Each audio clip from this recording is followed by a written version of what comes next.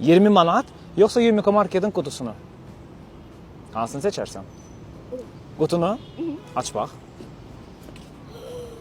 Qulaqlıq. Götür, sənindir. Çox sağ ol. Ya 20 manat, siz götürə bilirsiniz, ya da hədiyyə. Amma hədiyyəni göstərmirik. Hediye. Doğrudan. 20 manat istəmirsiniz. Yox. Çay içmək istəmirsiniz bugün. Buyurun, baxın, baxın.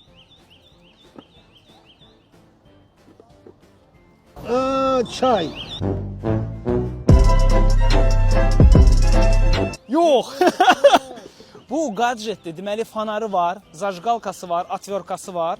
Çox lazımlı bir brelokdur.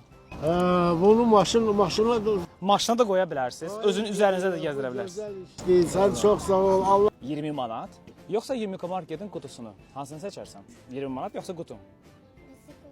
Qutunu istəyirsən? Aç bax. Открой. Вау. Все? Пока. Дай 5.